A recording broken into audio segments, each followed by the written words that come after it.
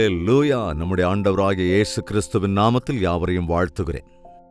மற்றும் ஒரு மகிழ்ச்சியான சமயத்திலே நம் தேவனுடைய வார்த்தைகளை தியானிக்க எல்லோரும் ஒன்று கூட இருக்கிறோம். வாருங்கள், ஜெபத்தோடு கூட ஆண்டவர் நம்மோடு கூட என்ன பேசுகிறார் என்பதை நாம் கேட்கலாம்.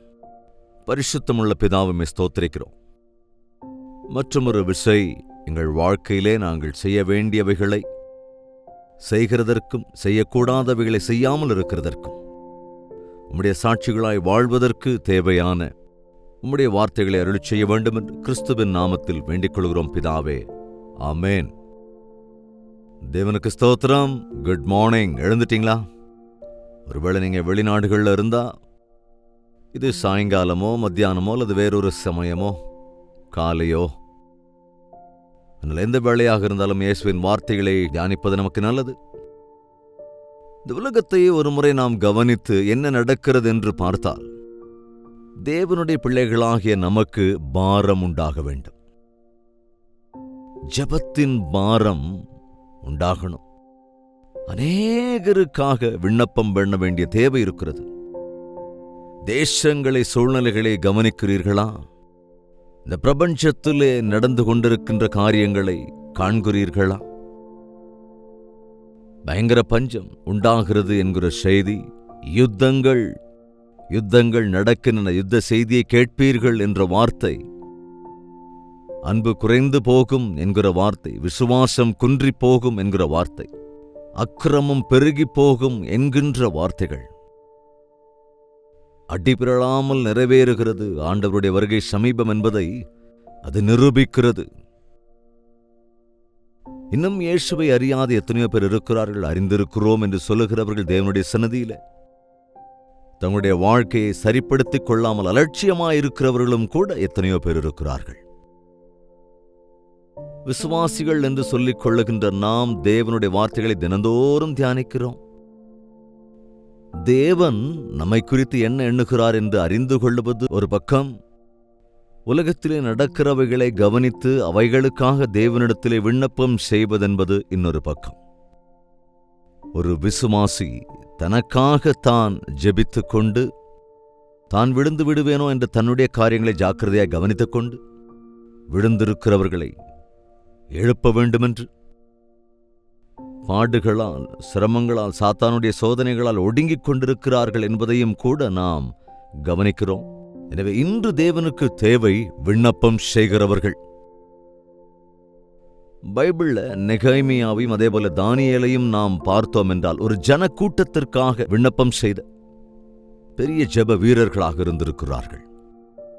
தானியேலுடைய ஜெபத்தை நாம் கவனிப்போம் என்றால், ஒரு நாளைக்கு 3 முறை முழங்கால் படிட்டு ஜெபித்தான் என்று நாம் வாசிக்கிறோம், படிக்கிறோம். ஆனால் அவன் எதற்காக ஜெபித்தான், எந்த விஷயங்களுக்காக ஜெபித்தான் என்பதை தானியேலுடைய புத்தகத்தை நாம் முழுமையாய் வாசிக்கிற போது உணர்ந்து கொள்ள முடியும். தானியேலுக்கு தனிப்பட்ட விஷயங்களே இல்லைங்க. தனிப்பட்ட மாதிரி என்னுடைய வாழ்க்கைய, மனைவி பிள்ளைகளை காப்பாத்துங்க, வீடு ஒன்று கொடுங்க, எனக்கு நல்ல வருமானம் கொடுங்க, நல்ல சம்பாத்தியம் வேணும், பிரயாணம் பண்ணுறதுக்கு நல்ல கார் வேணும், எங்கள் பிள்ளைங்களுக்கு நல்ல படிப்பு வேணும். இன்னைக்கு அதைத்தானுங்க எல்லாருமே ஜெபிக்கிறாங்க, ஊழியக்காரர்கள் உட்பட. ஊழியக்காரர்கள்கிட்ட வந்து ரிக்வெஸ்ட் பண்ற ஜெப தேவைகளும் கூட அதுதான். ஆனா தேசத்துக்காக ஜெபிக்கிறவங்க இன்னைக்கு எங்க? அழிந்து போய்கொண்டிருக்கிறவர்களுக்காக ஜெபிக்கிறவங்க எங்க? தானியேலுடைய ஜெபபாரம் என்பது தேவனுடைய ஜனக்கூட்டத்துக்காக. இஸ்ரவேலின் ஜனக்கூட்டம் என்பது அப்போ அடிமைகளாக இருந்தாங்க, சிறைப்பட்டு கிடந்தாங்க. தேவனுடைய பிள்ளைகள் சுதந்திரமாக இருக்க வேண்டும் என்று தேவன் எத்தனையோ வாய்ப்பு கொடுத்தாலும், எத்தனையோ தீர்க்கதரிசிகளையும் கொடுத்து, எல்லா விதத்திலும் அன்பு கூர்ந்து, எல்லா விதத்திலும் எச்சரித்த போதும் கூட மறுபடியும் தவறுகள் செய்து கொண்டிருந்த போது அவர்களை அந்நியர்களின் கரங்களில் ஒப்புக் கொடுத்து, முதல்ல எகிப்தியர்களிடம், அப்புறம் மீதியானர் இடத்துல, அப்புறம் பெலிஸ்தியர் இடத்துல, என்னங்க இது போன்ற ஒரு கொடூரமான ராஜாக்கள் இடத்துல, பார்வோன் சேனன் இடத்துல, அப்புறம் நேபுகாத்நேச்சார் இடத்துல கைதிகளாக அவர்கள் இருந்தபோது, அவைகளை கவனித்த போது, தானியேல் ஒரு யூதனாக இருந்த போதும் நேபுகாத்நேச்சாரிடத்துல வாலிப பிராயத்தில் அவனை பிடித்துக் கொண்டு வந்து கல்தேயருடைய பாஷைகளை கற்றுக் கொடுத்து அவனுடைய கெட்டிக்காரத்தனத்தினால், அதாவது யூதர்கள் ரொம்ப ஸ்மார்ட்டானவங்க, எல்லா திறமையோடு இருக்கிறவங்க, ரொம்ப சிறப்பானவர்கள் என்பதை கண்டுபிடித்த அந்த ராஜா அவர்களை சிறுவயதிலிருந்தே பிடிச்சுக்கொண்டு வந்து பாஷைகளை, நடைமுறைகளை கற்றுக் கொடுத்து அவர்களை தனக்காக பயன்படுத்த முயற்சிக்கிறார்கள். இன்னைக்கு சாத்தான் அதைத்தானுங்க செஞ்சுக்கிட்டு இருக்கான். தேவனுடைய பிள்ளைகளை, தேவனுடைய பிள்ளைகளின் குடும்பத்தில் இருக்கிறவர்களை பிசாசானவன் அபகரித்து கொண்டு போய் அவனுடைய சங்கீதங்களை கற்றுக் கொடுத்து அவனுக்காக பயன்படுத்தி அவன் போக்கில் கூட்டிட்டு போறேன். எத்தனையோ பேர் நாட்கள்ல கிறிஸ்தவ குடும்பங்களிலிருந்தே வந்தவர்கள் உலக பிரகாரமான காரியங்களை செய்து உலகத்தை சிநேகிக்கிறவர்களாக இருந்து கொண்டு பிசாசானவனுக்குள்ள கடந்துகிட்டு இருக்காங்க. நாம் இன்று தேவனுடைய சாட்சிகளாக வாழ முடிகிறவர்களாக இருக்கிறோம் என்றால் அது அவருடைய கிருபை என்பதை உணர்ந்து, தானியேல் ஒரு அந்நிய ராஜ்யத்திலே கூட அவனால் சாட்சியாக நிற்க முடிந்தது காரணம் ஜெப வாழ்க்கையை கொண்டிருந்ததால் தான். அவன் தனக்காக மாத்திரமே ஜெபிக்கிறவனாய் அல்லாமல் இஸ்ரவேல் ஜன கூட்டத்தாருக்காக ஜெபிக்க ஆரம்பித்தான். தானியேல் 9வது அதிகாரத்தில் நாம் பார்க்கிறோம், தேவனுடைய வாக்குத்தத்தங்களை பரிசீலித்தவன், தேவனுடைய பிள்ளைகளுக்கென்று ஒரு வேளை இருக்கிறது, தேவனுக்காக மனம் திரும்பியவர்களை திருப்ப முடியும் என்று சொல்லப்பட்டதின் அடிப்படையிலே இங்கே தானியேல் இஸ்ரவேல் ஜனக்கூட்டத்திற்காக ஜெபிக்கின்றான். தானியேல் 9:4. தானியேல் 9ஆம் அதிகாரம் 4ஆம் வசனம். என் தேவனாகிய கர்த்தரை நோக்கி, கவனிங்க, என் தேவனாகிய கர்த்தரை நோக்கி ஜெபம் பண்ணி பாவ அறிக்கை செய்து, ஆண்டவரே உம்மில் அன்பு கூர்ந்து உம்முடைய கற்பனைகளை கை கொள்ளுகிறவர்களுக்கு உடன்படிக்கையையும் கிருபையையும் காக்கிற மகத்துவமும் பயங்கரமுமான தேவனே, நாங்கள் பாவம் செய்து அக்கிரமக்காரராயிருந்து துன்மார்க்கமாய் நடந்து கலகம் பண்ணி உம்முடைய கற்பனைகளையும் உம்முடைய நியாயங்களையும் விட்டு அகன்று போனோம். உமது நாமத்தினாலே எங்கள் ராஜாக்களோடும் எங்கள் பிரபுக்களோடும் எங்கள் பிதாக்களோடும் தேசத்தினுடைய சகல ஜனங்களோடும் பேசின தீர்க்கதரிசிகளாகிய உம்முடைய ஊழியக்காரருக்கு செவிகொடாமற் போனோம். தேவனே, நீர் எவ்வளவு மகத்துவமானவர், கிருபை நிறைந்தவர், பயங்கரமானவர். நீர் மகத்துவமான தேவனாண்டவரே, நீர் உம்முடைய தீர்க்கதரிசிகள் மூலமாக எங்கள் ராஜாக்களுக்கும் பிரபுக்களுக்கும் அநேக காரியங்களை எங்களுக்கு தெரியப்படுத்தின. எல்லாவற்றுக்கும் செவிகொடாமல் நாங்கள் எதிர்த்து நின்றதினாலே, நாங்கள் எதிர்த்து நின்ற துஷ்டர்கள், அக்கிரமக்காரர்கள், பாவிகள். தேவனிடத்துல போகும்போது நாம நினைவு கூறணும், அவர் எங்க, நாம எங்க. நம்மளை பொறுத்த வரைக்கும் பிறருக்கு முன்னால நம்ம ரொம்ப நல்லவங்களா இருப்போம், நல்ல பேரை கூட வாங்குவோம். ஆனா அவருக்கு முன்பு நாம் எப்படி இருக்கிறோம், அவரோடு கூட ஒப்பிட்டுக் கொள்ளும் போது நம்முடைய ஆவிக்குரிய வாழ்க்கையில எந்த அளவுக்கு வளர்ந்திருக்கிறோம் என்பதை நம்மால் உணர்ந்து கொள்ள முடியும்.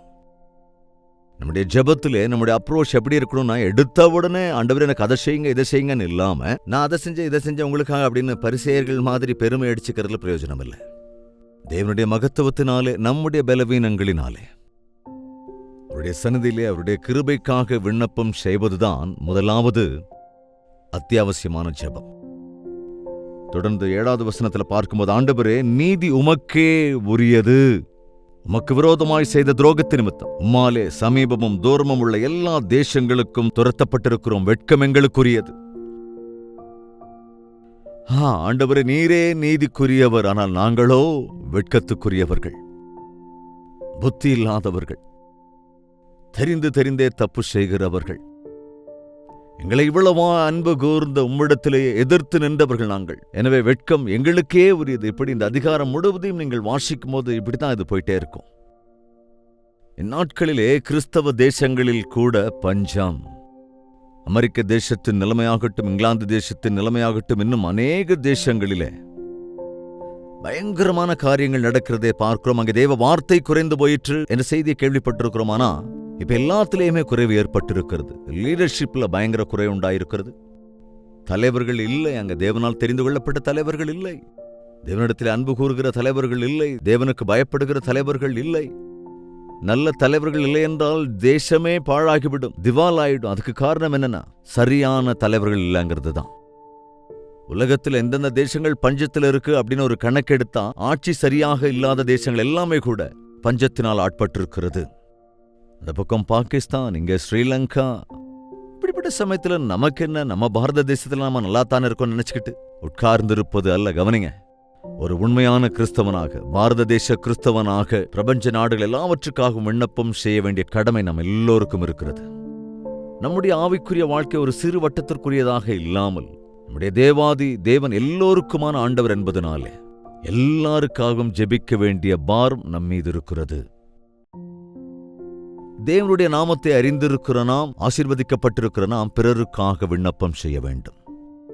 ஒரு உன்னதமான மந்திரி பதவியில் இருக்கிறான் தானியேல். அவனுக்கு அங்க எந்த குறையும் இல்லை. ஆனா தேவனுடைய பிரஜைகளுக்காக விண்ணப்பம் செய்வதற்கு எல்லோரோடும் தன்னையும் கூட ஒப்பிட்டு நாங்கள் என்கின்றான்.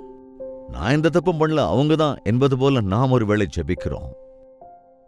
நானும் ஒரு யூதனாக, நானும் கூட தேவனுடைய பிள்ளையாக, நானும் கூட தேவனுடைய சாட்சியாக வாழ வேண்டும் என்று ஆசைப்படுகிறவர்களாக, தாழ்த்திக் கொள்கிறவர்களாக, உடன் விசுவாசிகளுக்காக விண்ணப்பம் செய்கிறவர்களாக, ஆண்டவரை அறியாதவர்களுக்காக ஆண்டவர் சந்நிதியிலே மன்றாடுகிறவர்களாயிருக்க வேண்டும்.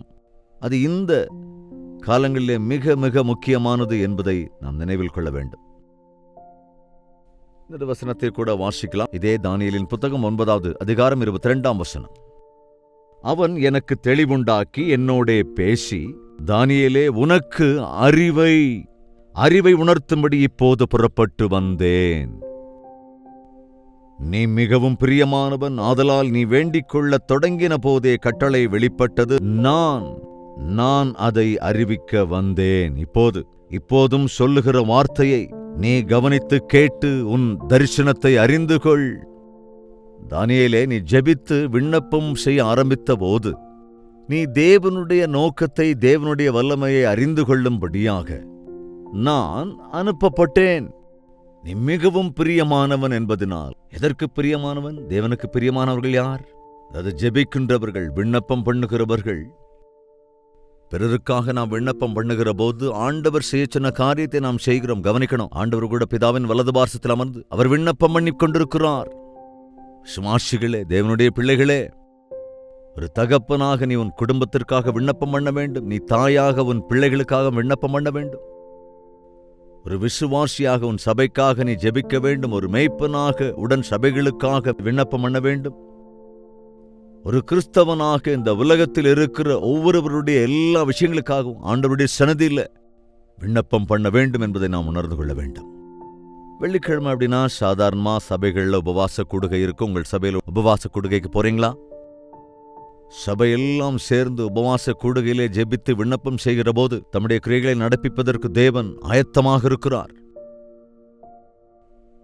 அந்த காரியங்கள் என்னவென்றால், மீறுதலை தவிர்க்கிறதற்கும், பாவங்களை தொலைக்கிறதற்கும், அக்கிரமத்தை நிவர்த்தி பண்ணுகிறதற்கும், நித்திய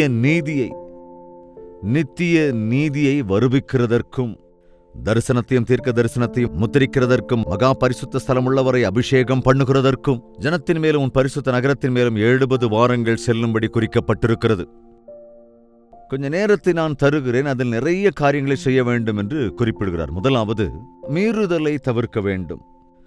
மீறுதலை தவிர்க்கிறதற்கும், பாவங்களை தொலைக்கிறதற்கும், அக்கிரமத்தை நிவர்த்தி பண்ணுகிறதற்கும், தேவனுடைய நீதியை வெளிப்படுத்துகிறதற்கும். இதற்காக எழுப்புதல் கூட்டங்கள் நடத்துகிற நாட்களில் அநேக எழுப்புதல் கூட்டங்கள் நடக்கிறதல்லவா? சமீபத்தில் கூட நந்தி கிராமம் என்ற இடத்திற்கு போனப்போ முதல் 2 நாள்களில் வராதவர்களை 3ஆம் நாள் கூட்டத்திற்கு வாருங்கள் என்று அழைத்தோம். தேவனுடைய நாமத்தை விசுவாசிக்கிறவர்கள் எல்லோரும் தேவனுடைய நாமத்திலே விண்ணப்பம் செய்கிறதற்கு, தேவனுடைய நாமத்தை அறியாதவர்களுக்கு இயேசு கிறிஸ்துவின் அன்பை குறித்து பிரசங்கிக்கிறதற்கும், மீறுதல் உள்ளவர்களாய் தேவனை அறியாததினாலே பாவத்திலே மூழ்கி கிடக்கின்றவர்கள் தேவனை அறியாததினாலே தங்களுடைய நிலைமையையும் அறியாமல் இருக்கிறதாலே அங்கே பரிசுத்த ஆவியானவர் கிரியை செய்யும்படி, சுவிசேஷத்தை அறிவிக்கும்படி எழுப்புதல் கூட்டங்களை நாம் நடத்துகிறோம். மீறுதலை தவிர்க்கிறதற்கும், பாவங்களை தொலைக்கிறதற்கும் குடிகாரர்கள் மாற வேண்டும், விபச்சாரிகள் மாற வேண்டும், திருடர்கள் மாற வேண்டும், பொய்யர்கள் மாற வேண்டும். பாவத்திலே வீழ்ந்து கிடக்கின்ற ஜனக்கூட்டம், அதனால் எவ்வளவு தீங்குகள் வருகிறது என்பதை அவர்கள் எல்லாவற்றையும் இழந்த பிறகுதான் தெரிந்து கொள்கிற சூழல் இருக்கிறது. எனவே இது அவசியமான காலம். அதாவது இன்னொருவருக்கு என்ற அந்த பாவத்தினுடைய பின் விளைவுகள் தொடராதபடிக்கு பாவத்திலிருந்து நிவர்த்தி செய்கிறதற்கும், பாவத்தை தொலைக்கிறதற்கும், அக்கிரமத்திலிருந்து நிவர்த்தி செய்கிறதற்கும். அதற்காக இன்னைக்கு பலி செலுத்த வேண்டிய அவசியம் இல்லை. ஒருவனுடைய உள்ளம் தேவ சந்நிதியில் உடைக்கப்படுகிற போது நொறுங்குண்ட இருதயத்தோடு கூட தன்னை அர்ப்பணிக்கிறான் அல்லவா, அதுவே பலி. அதுதான் நம்முடைய பாவத்திற்கான பரிகாரம். நம்முடைய பாவங்களை நாம் அறிக்கையிட்டால் பாவங்களை நமக்கு மன்னித்து எல்லா அநியாயத்தையும் நீக்கி நம்மை சுத்திகரிப்பதற்கு அவர் உண்மையும் நீதியும் உள்ளவராயிருக்கிறார். கூட்டங்களிலே தேவ வார்த்தையை போதிப்பது, அவருடைய மகத்துவத்தை அறிவிப்பது, பாடல்களை பாடி அவரை மகிமைப்படுத்துவது, ஆல்டர் கால் சமயத்திலே தேவனுக்கு தங்கள் இருதயத்தை சமர்ப்பித்துக் கொள்வது என்பதெல்லாம் மனம் திரும்புவதற்கு பரிசுத்த ஆவியானவர் நம்மை துணையாயிருந்து நம்மை வழிநடத்துவார் என்பதால், நம்மை அறிக்கையிட பண்ணுவார் என்பதனால் அநேகர் ரட்சிக்கப்படும்படியாக தேவனுடைய சந்நிதியிலே விண்ணப்பங்களை செய்வதற்காக இப்படிப்பட்ட கூட்டங்களை நாம் ஏற்பாடு செய்கிறோம். ஜெபியுங்கள், தவறாமல் அநேகருக்காக, அழிந்து போகிற எல்லாருக்காகவும் நீங்கள் விண்ணப்பம் பண்ணுங்கள். ஜெபிக்கலாமா? பரிசுத்தமும் அன்பும் நிறைந்த பிதாவே, மனிதர்களை பிரியப்படுத்த விரும்புகிறோமே தவிர தேவனுக்கு மிகப் பிரியமானவனாயிருந்த தானியேலைப் போல எங்களுக்காக மட்டுமல்லாத அநேகருக்காக விண்ணப்பம் செய்கிறவர்களாக உலகத்தின் சூழ்நிலைகள் எல்லாவற்றையும் பார்க்கும்போது இன்னும் அதிக மாரத்தோடு கூட உம்முடைய உக்கிரத்தை, அப்பா, உம்முடைய கோபத்திலிருந்து இந்த ஜனங்கள் தப்புவிக்கப்படும்படியாக உம்முடைய கிருபைக்காக, இரக்கத்திற்காக விண்ணப்பம் பண்ண கிருபை அருள வேண்டும் என்று இயேசு கிறிஸ்துவின் நாமத்தில் வேண்டிக் கொள்கிறோம் பிதாவே, ஆமென். நம்முடைய கர்த்தராகிய இயேசு கிறிஸ்துவினுடைய கிருபையும் பிதாவாகிய தேவனுடைய அன்பும் பரிசுத்தாவின் அன்யோன்ய ஐக்கியமும் சந்தோஷமும் சமாதானமும் அனைவரோடும் என்றும் சதா காலங்களிலும் தங்கி தரித்திருப்பதாக, ஆமென்.